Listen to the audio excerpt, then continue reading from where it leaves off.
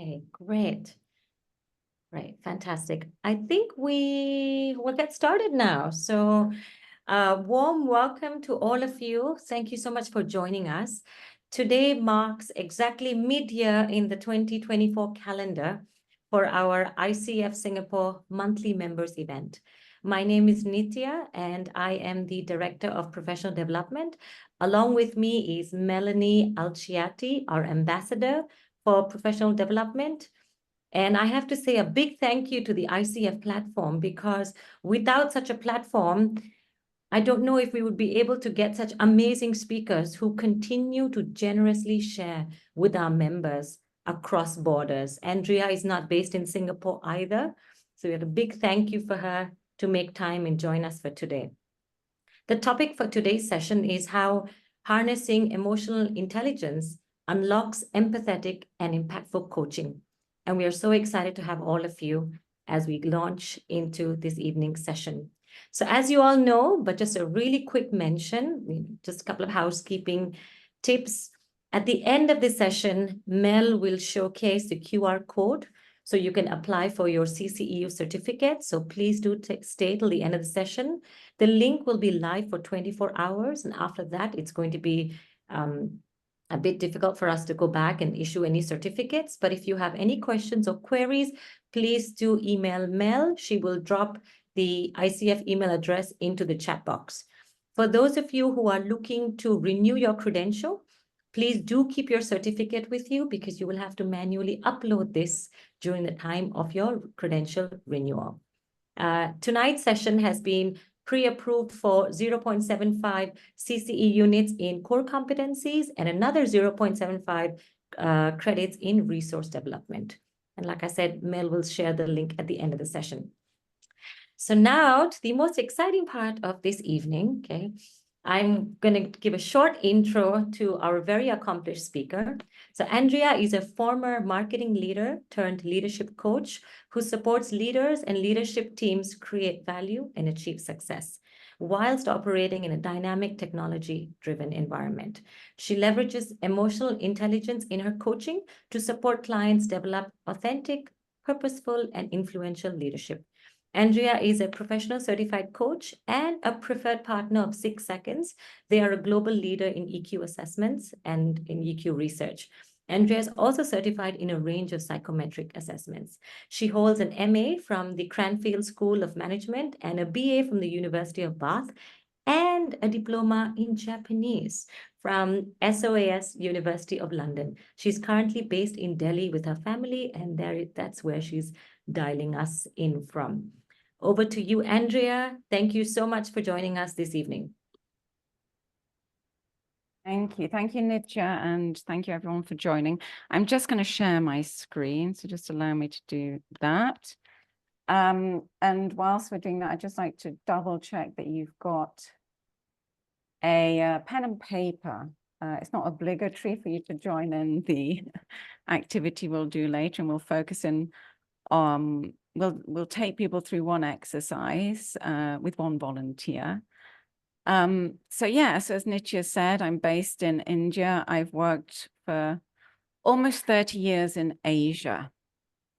So let's dive in. We're talking about emotional intelligence, and I would wager everyone here is an emotional intelligence coach, because you're using emotional intelligence all the time. But how would you describe emotional intelligence? Just, your simplest definition.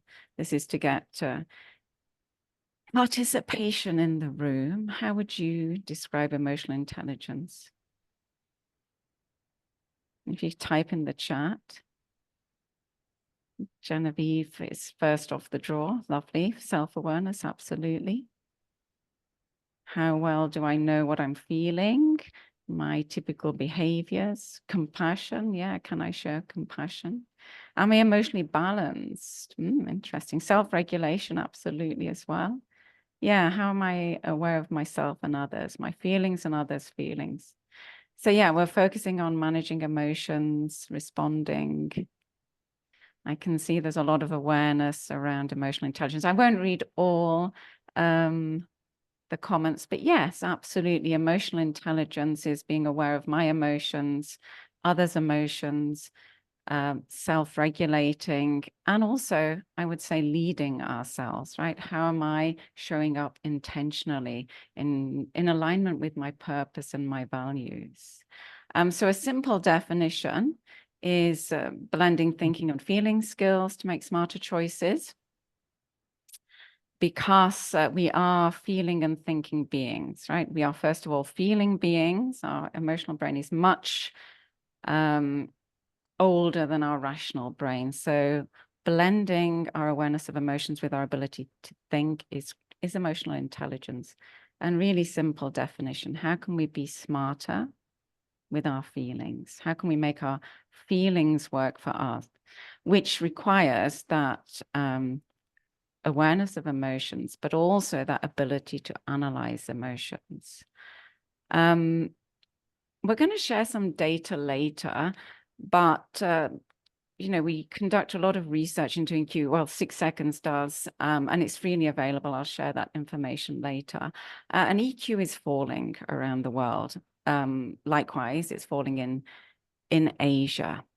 So we're going to delve into how we're using our brains, how we can use our brains more effectively as coaches, how we can tune in to the brain preferences of our clients to help them use those feeling and thinking skills. Yeah. We use our brain in many different ways. What data do we focus on? Do we focus on rational data, emotional data? How do we make decisions? Are we risk averse? Are we risk tolerant? That's obviously a continuum. How do we motivate ourselves? So our brain has preferences, but we're going to focus really on the data today. We're going to focus in on what data do we focus on. Yeah.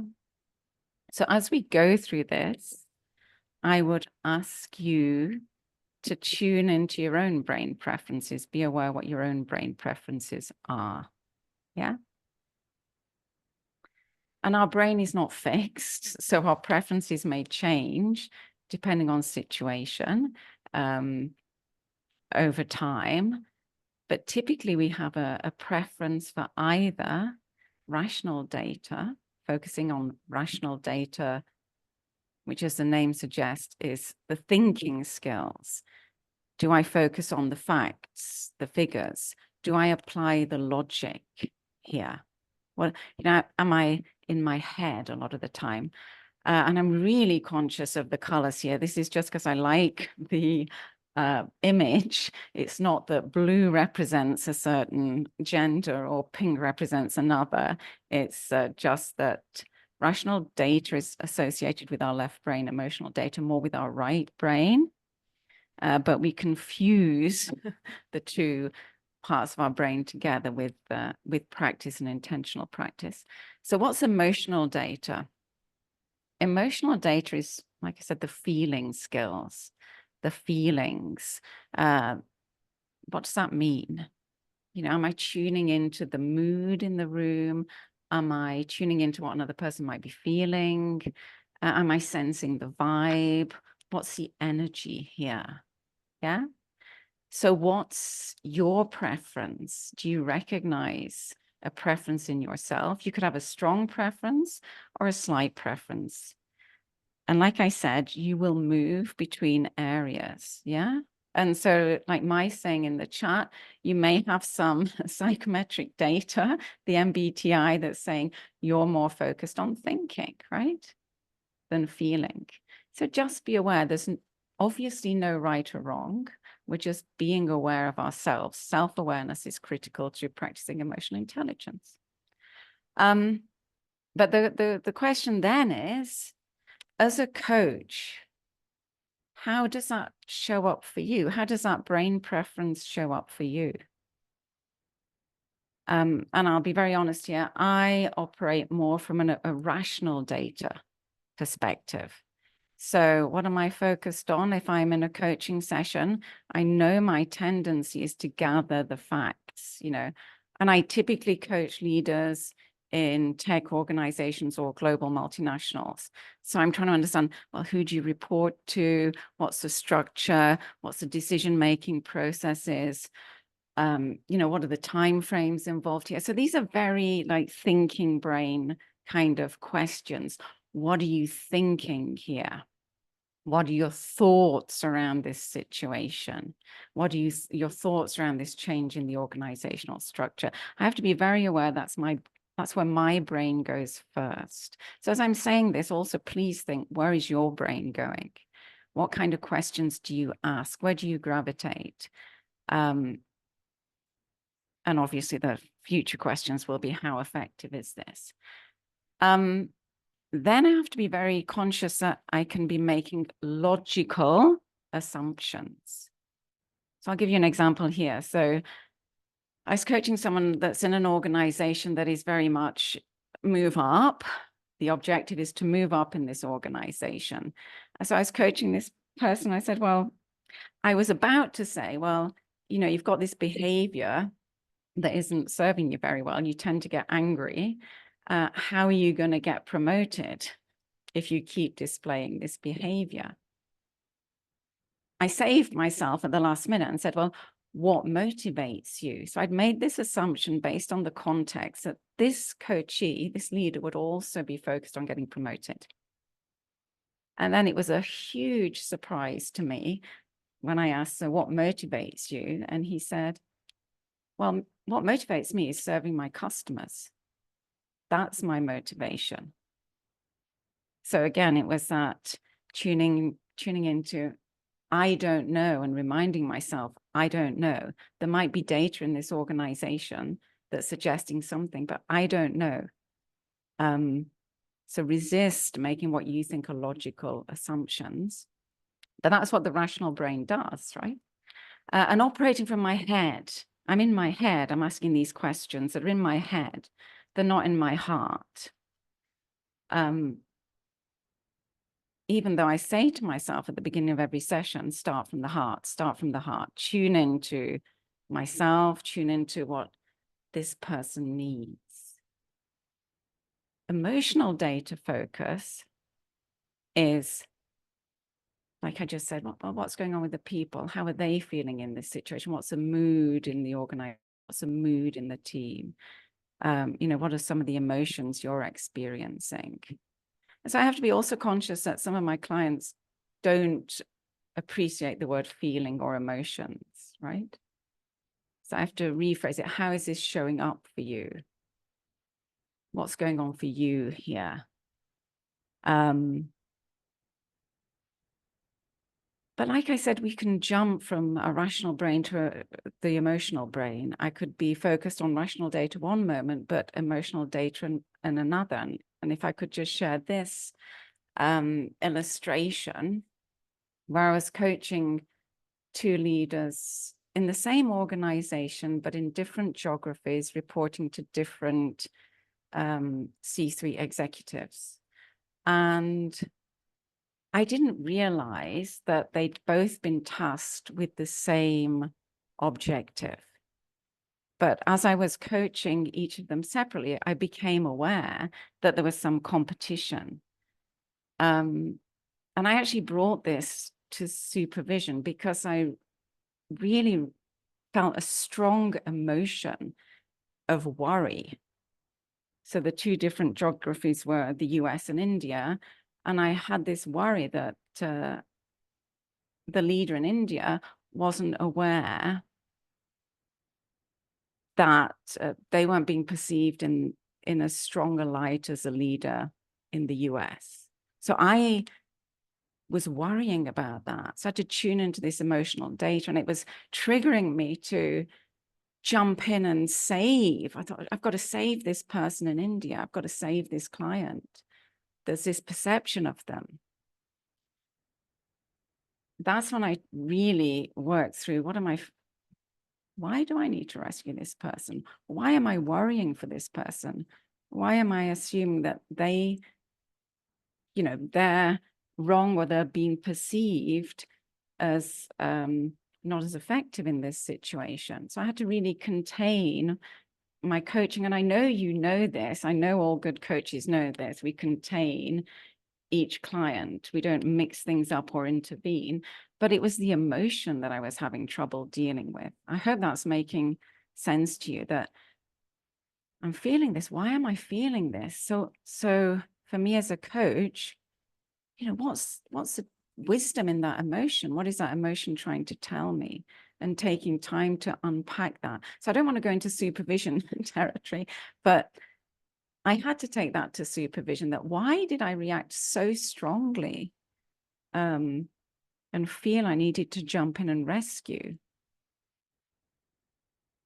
And whilst I say operate from the heart, tuning into emotional data is not becoming emotional, right? I don't become emotional. I tune into the data. I'm feeling this feeling. What's the data in it? Emotions have data. And this can be hard for some leaders to accept. You know, I'm feeling this feeling, but you're telling me there's data in it? No, it's just a feeling. It's something to be suppressed, right? And I've had leaders say to me, well, I don't feel emotions. Yeah. Obviously, we unpack there. So I just want you to be thinking, where is your brain? When does it switch from rational to emotional, from emotional data to rational data? How does it show up in your coaching? How does then this show up for your clients? How might rational data focus be observed in a client?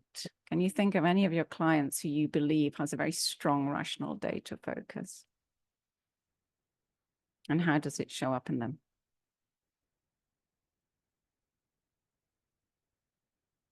I'm going to let you type in the chat.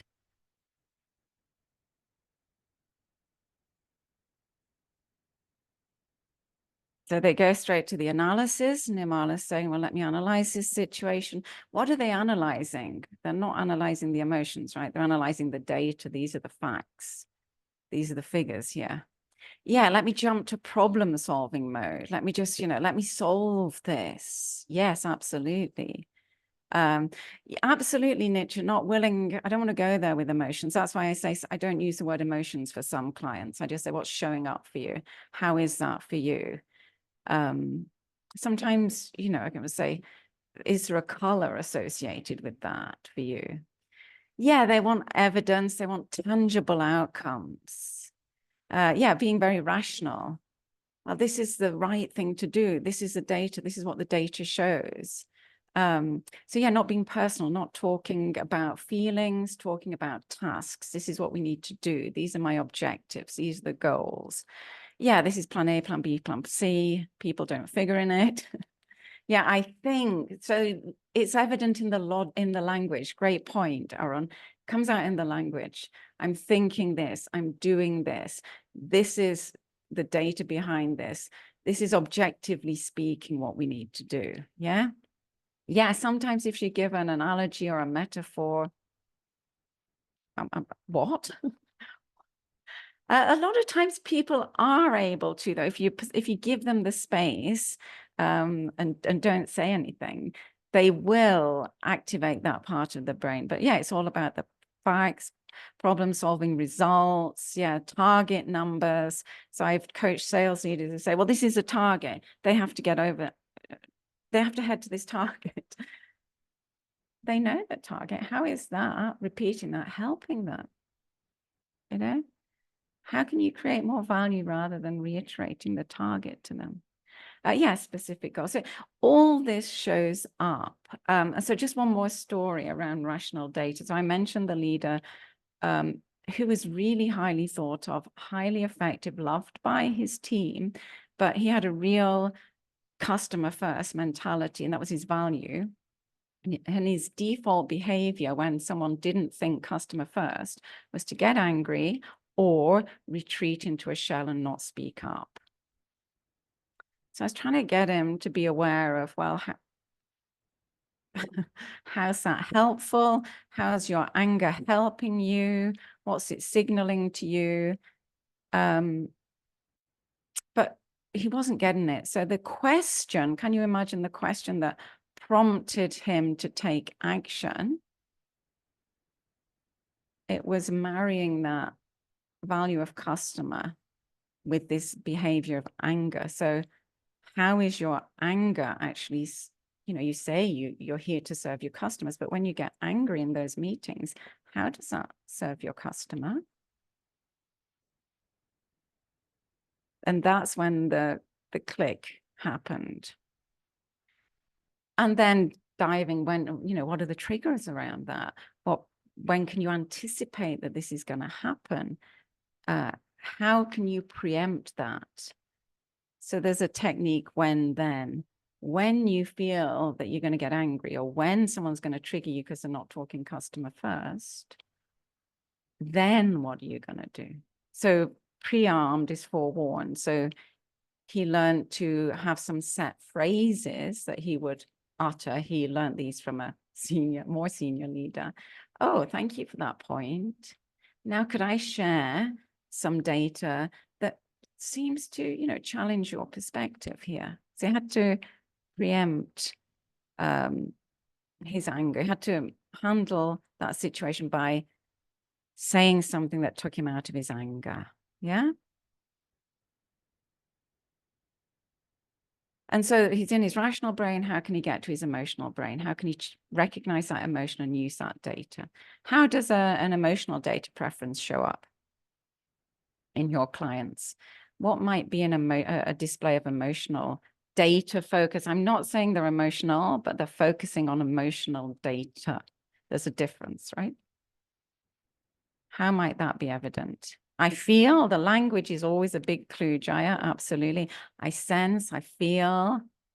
Absolutely. The body language. Yeah, absolutely. Language is a big clue. They may talk about emotions. My gut tells me, yeah, I'm tuning into my gut here. So you'd be looking for the nonverbals as well. Absolutely. What are we picking up on? A lot of my coaching is virtual, but I can still pick up on the body language, the pauses, like the changes, the tightness, the openness, the facial expressions.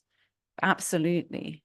One I hear very often is,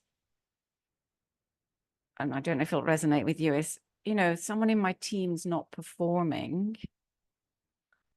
I'm feeling guilty. They might not voice it as I'm feeling guilty, but they might say, I'm not sure I did enough to support them. Did I do enough here? That's an expression of emotion, right? Did I do enough for them? Did I create the conditions where they could thrive?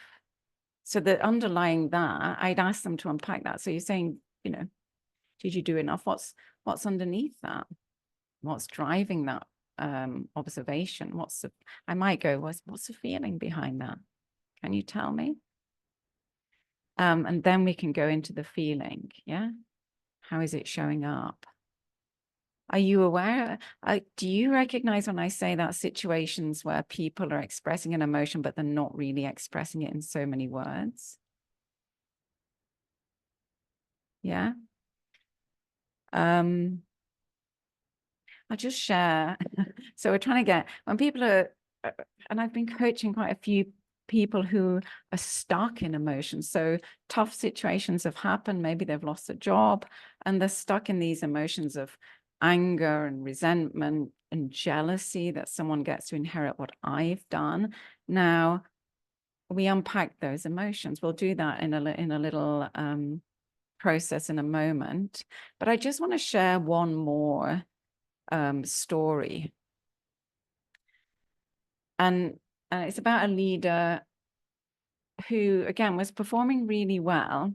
But I noticed, this is when we meet face to face, that they were always in their office. And I'd say, how are you? So they had a 400 member team. How are you when you're on the floor?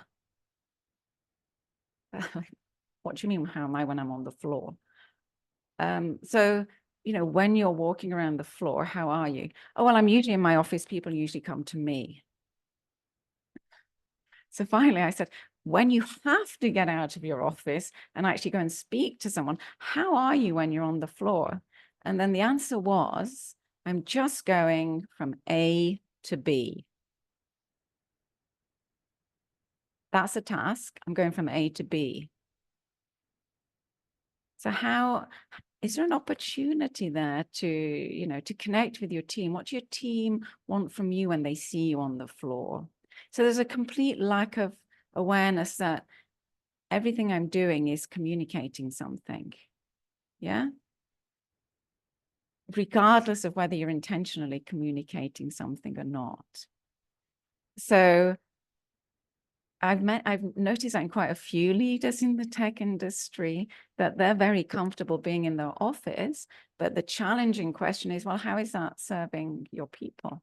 What do they need from you? What are they wanting from you? Yeah. So regardless of data preferences, how could you ask questions that open up people's mind to a different way of viewing a situation? Whether they're rational data focus or emotional data focus, what questions might you ask?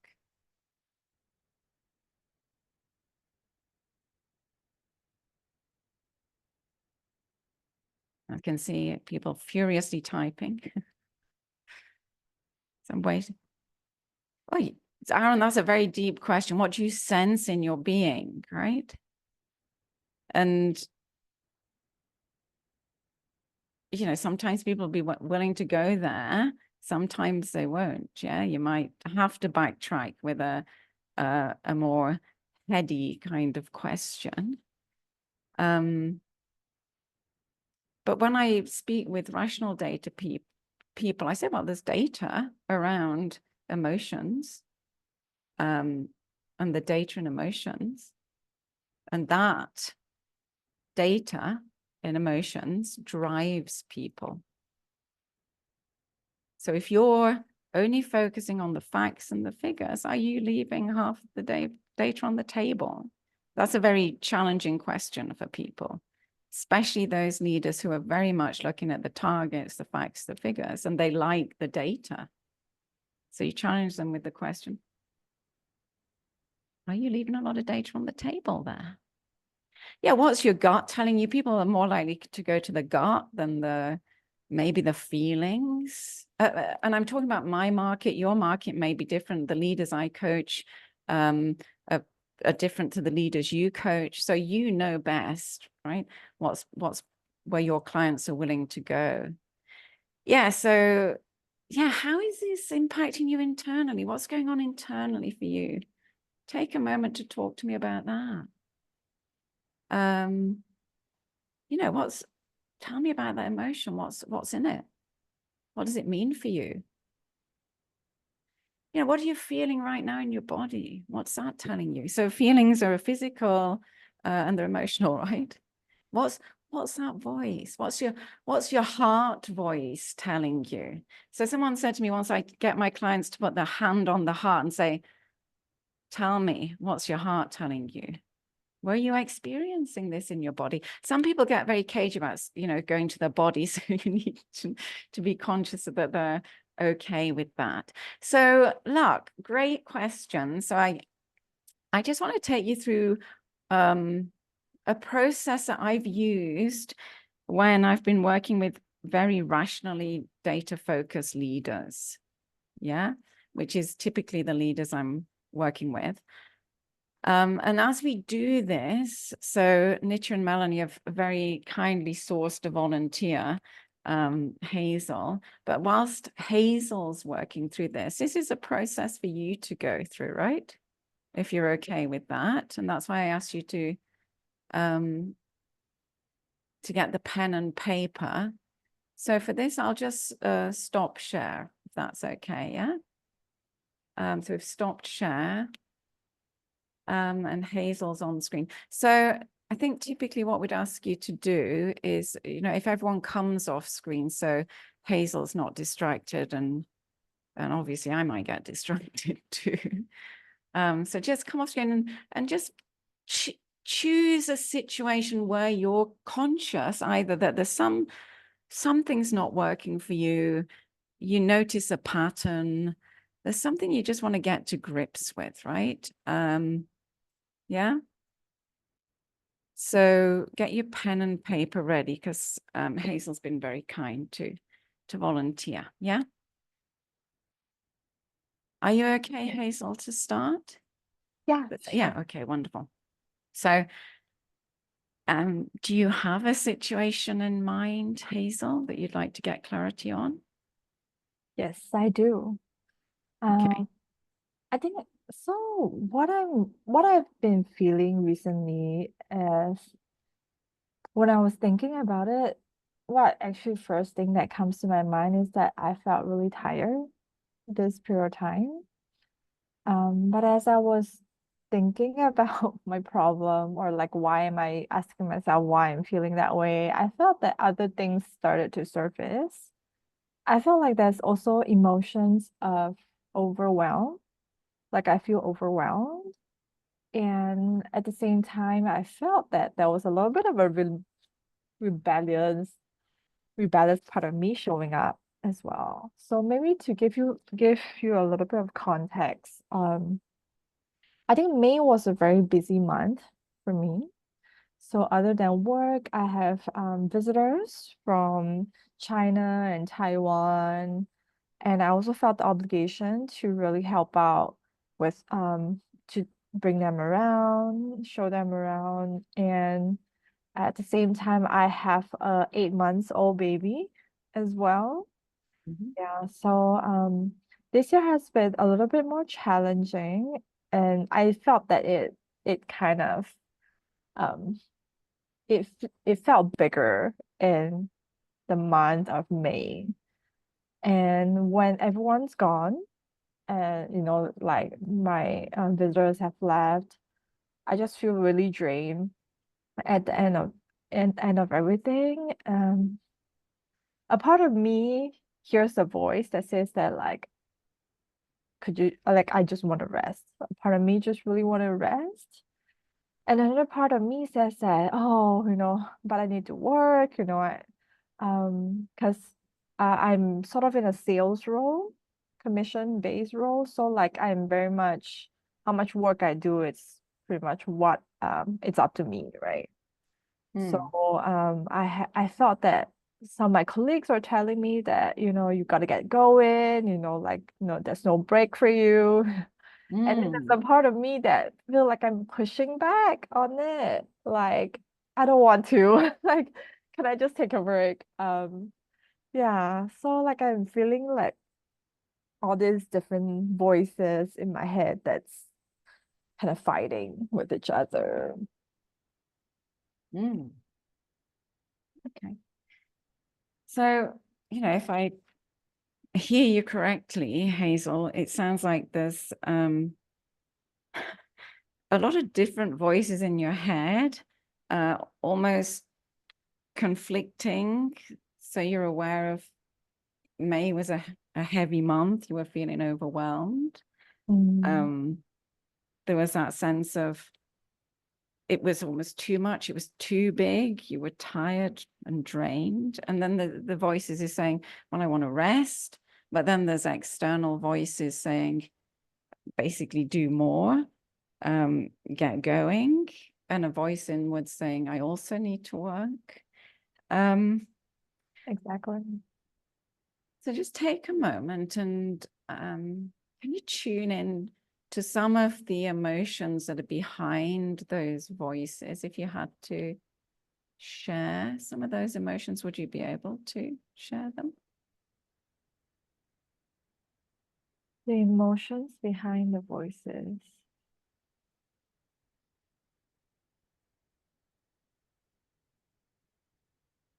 Mm, I think parts of me feel really drained, the part that's telling me to rest. The other part that's telling me to keep going, it's also the part that feels responsible Mhm. for my clients, for the people I'm taking care of. And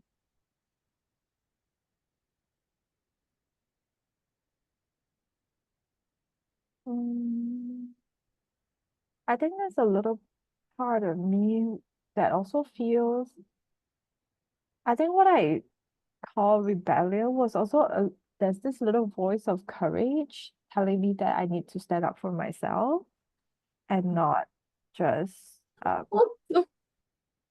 take whatever that the world is telling me to do, how I should live my life, or other people telling me how I should live my life. Wonderful. So this is some courage. There's a voice of courage that's peeking through. Can you go to this drained feeling? Can you give it an emotion name? Is there a feeling behind that? Is that just a physical feeling?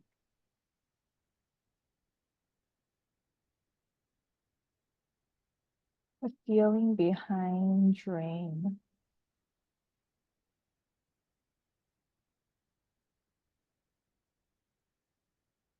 Should it be a word or Whatever. You know what I'm going to ask you to do now then, Hazel, it's a very good point. Should it be a word? Not necessarily. Can you, in whatever ways works for you, draw whatever's coming up for you? It could be anything, but put pen to paper to symbolize this situation, yeah, and take time to do that. In this situation, if you had to represent it with a drawing, what would that drawing be? I think what's coming to my mind, the image that's coming to my mind is that I'm walking forward with really heavy weights tied to my legs. Hmm? And I'm just dragging my feet forward. Like I feel like I should be doing, this is my responsibility, this is what I need to do. At the same time, like there are things that's holding me back.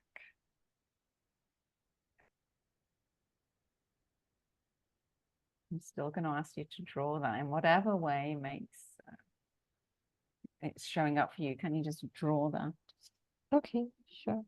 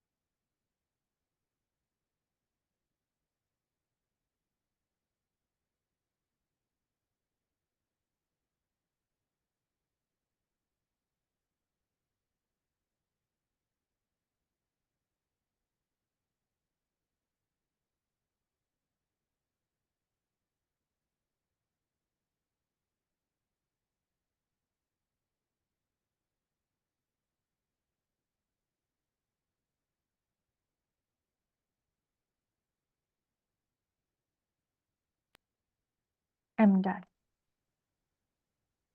So when you look at your drawing, I don't know if it's a bunch of things together or separate things, but what I'd ask you to do is just give what's coming up for you a name. If there's an emotion, can you write the name of that emotion?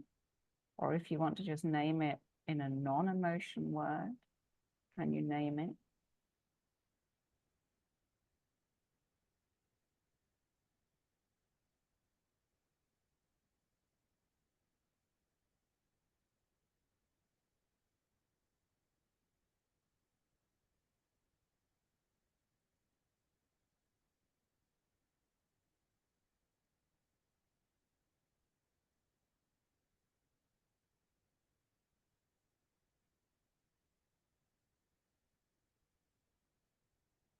Okay. Do I write it down? Do I tell you? Write it down. You can write it down. You don't need to tell me at all. No, you just write it down for you. Okay, I'm done. Okay.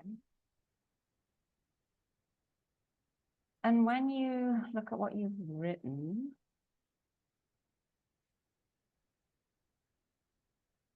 and given everything you've shared, can you imagine that whatever it is that's come up for you, it's trying to help you or protect you in some way, Hazel? Again, you don't need to share. What is it trying to protect? What is this? How is it trying to help you?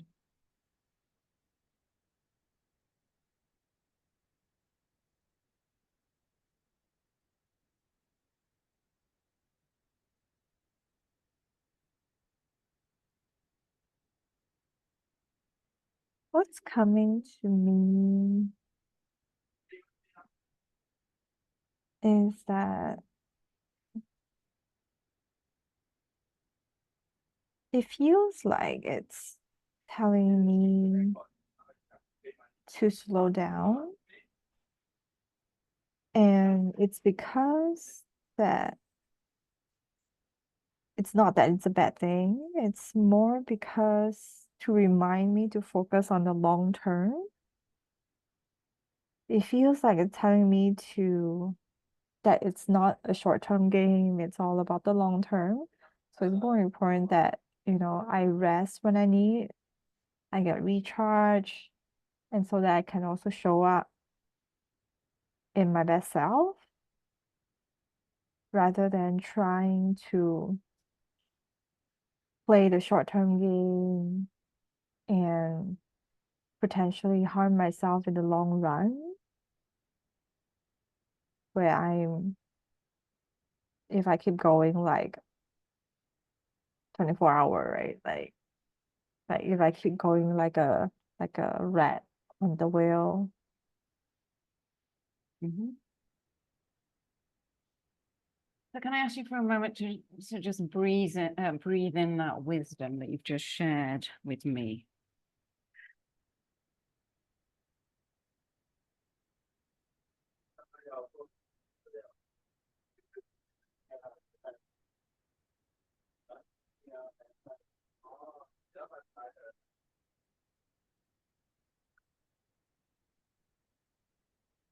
It feels like I'm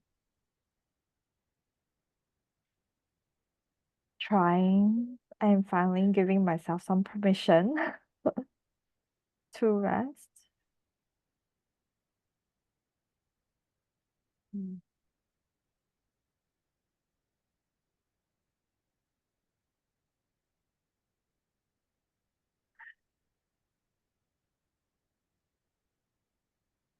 Can I make a request, Hazel? So when you feel that heavy feet walking forward, can I ask you to tune in to the wisdom? Mm.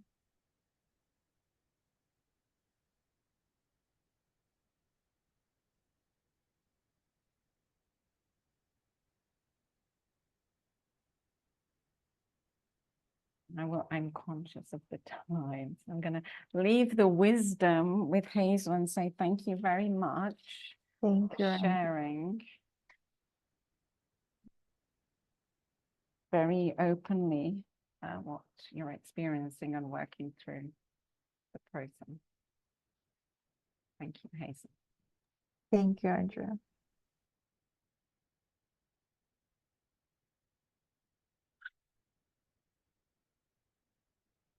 So I'm conscious of the time, and I just want to do a time check. Thank you so much, Hazel.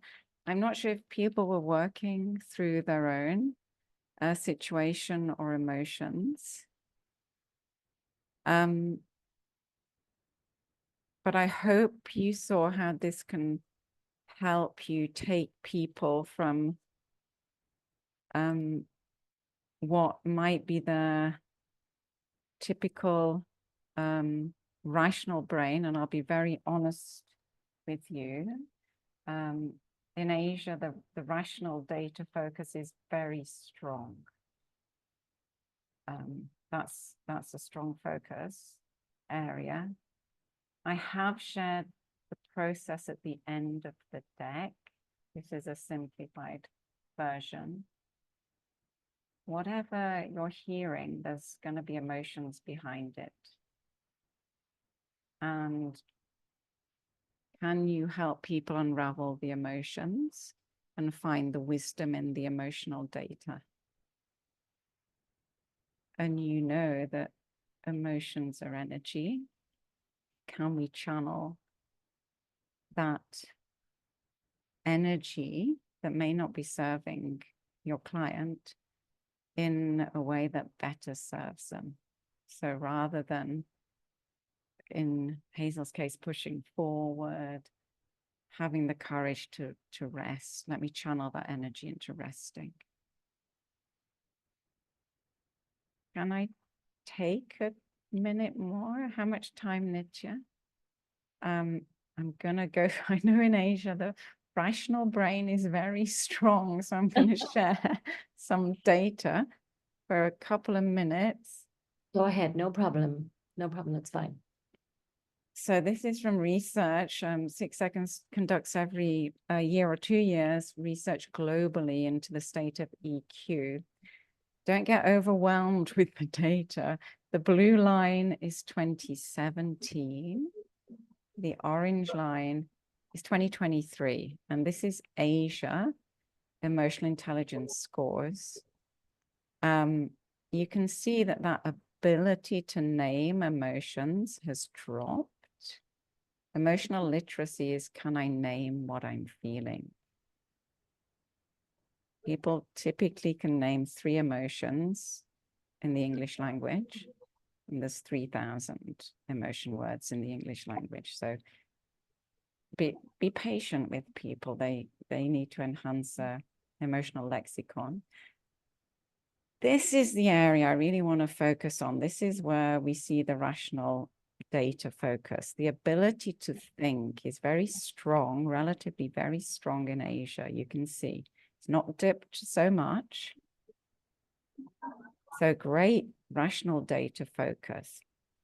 This ability to navigate emotions, that's a chasm, right? That's a huge gulf. So we can think very well, but I'm not tuning into the emotions. I can't navigate and manage the emotions that are associated with my thinking. Empathy is pretty stable, if not super high. So just in the last couple of minutes, what does this really mean? If I can't navigate my emotions, I've used my rational brain. I've made a decision. This is the best decision, all things considered, in this situation. But I know there's going to be emotional consequences of this decision for me and for others around me. So if you're coaching people, there may be anxiety, guilt, embarrassment. You know, if I speak up in this meeting, I know it's the right thing to do, but there's going to be emotional consequences for me if I make a mistake or people don't agree with me. I've got to manage my emotions. I might annoy my boss. I've got to handle those emotions. So sometimes people just say, oh, I'm not going to make that decision. I'm not going to speak up. I'm not going to challenge my boss. They'll take the safe option.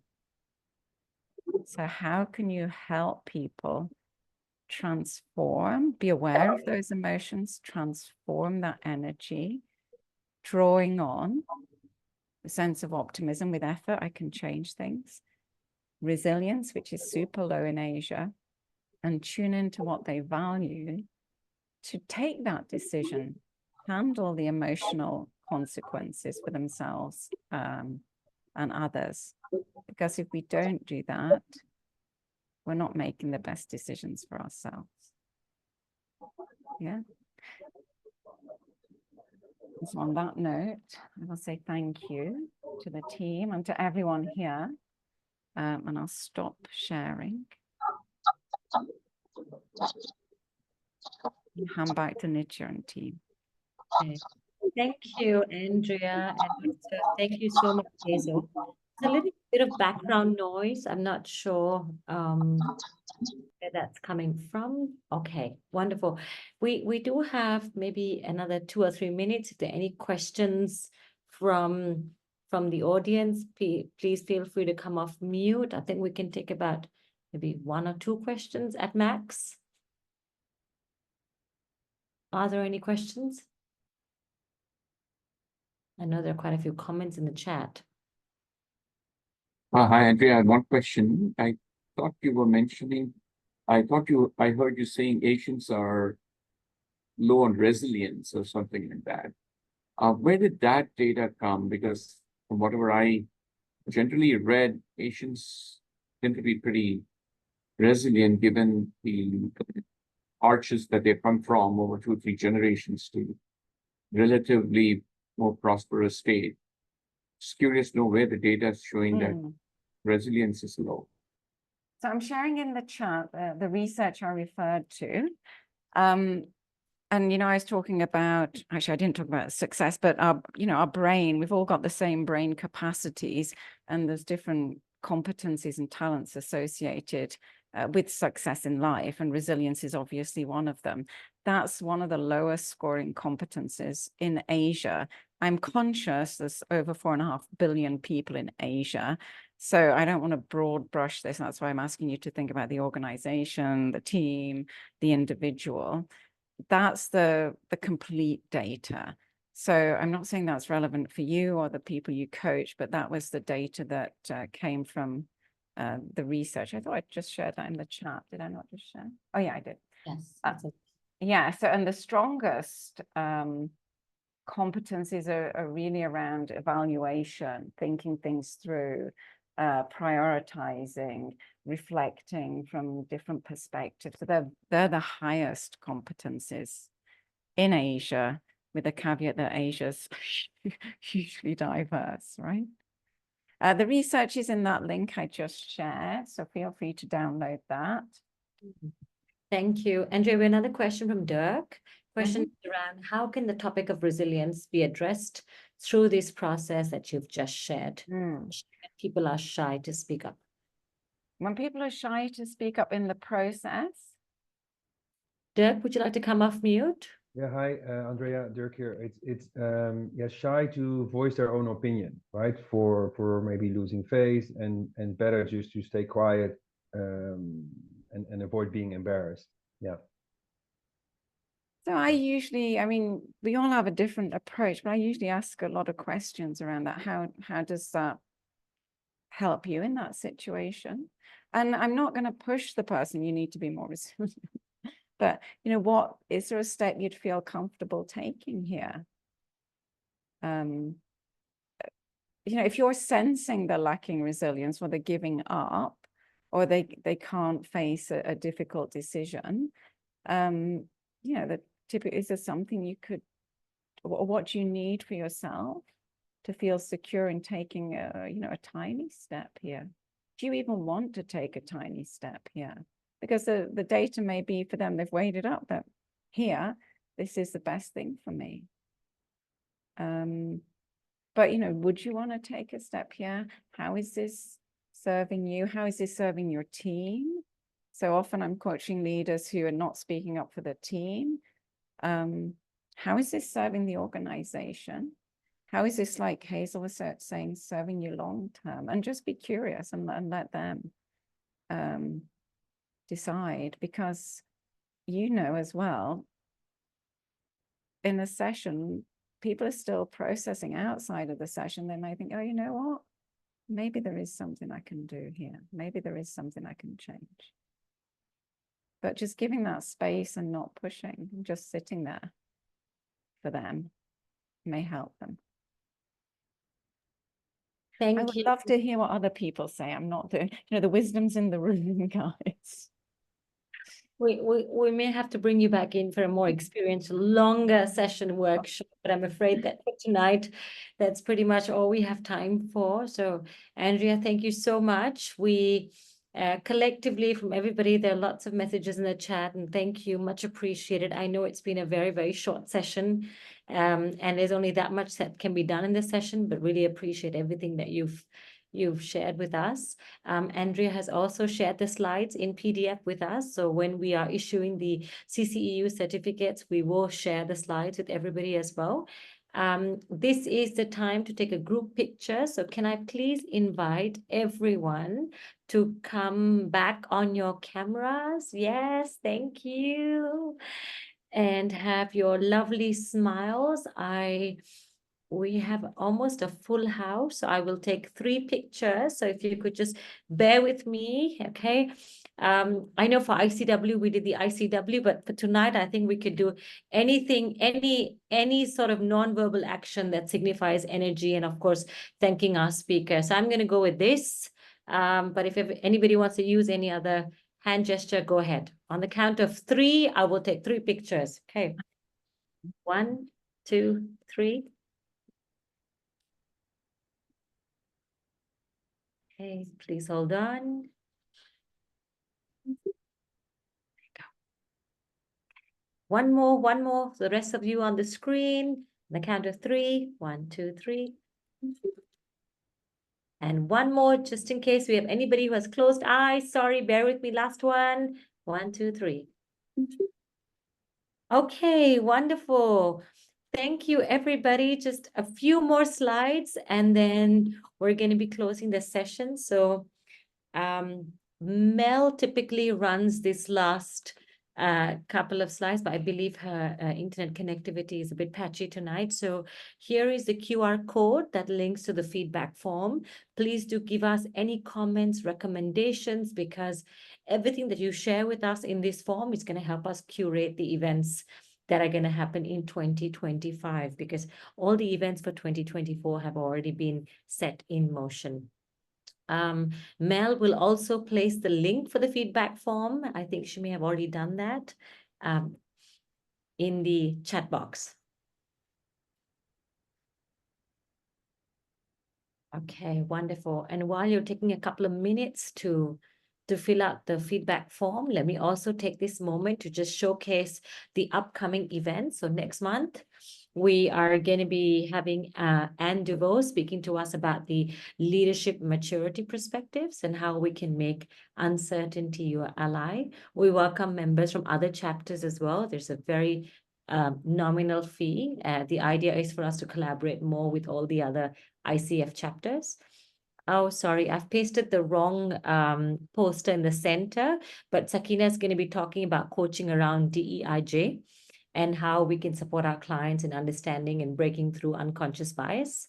And lastly, we have Brenda Benz in September, who is going to be helping coaches build a powerful personal brand as a coach. There will be CCEU certificates awarded for all of these sessions. So please feel free to register. The link will be placed in the chat box.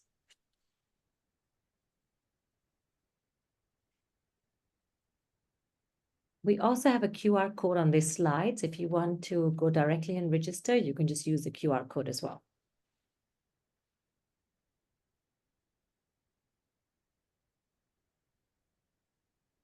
Okay, thank you. Thank you for all of you who are posting some comments on the chat. Really appreciate it. I would love to encourage all of you. I mean, if there's only one thing that we ask for, we would love if you could post any comment, picture, or anything that you want about this session. If you do, please hashtag ICF Singapore 2024 or ICF Monthly Members Event. And I will tag Andrea on it as a way to say thank you for her generosity in making time and also sharing with our members this evening. Okay. And on that note, it's a wrap. It is 8 p.m. Thank you again, everyone, for joining us. Really, really glad to have you all. If you do have any comments, any specific topics that you'd like us to bring to the table, let us know, that we can go out and look for some more wonderful speakers to come and share with us. Okay, thank you. And Andrea, Thank you. thank you so much. Let me just screen share. Most welcome. Thank you, everybody. Have a good night. Thanks for joining us. Thank you. Bye-bye.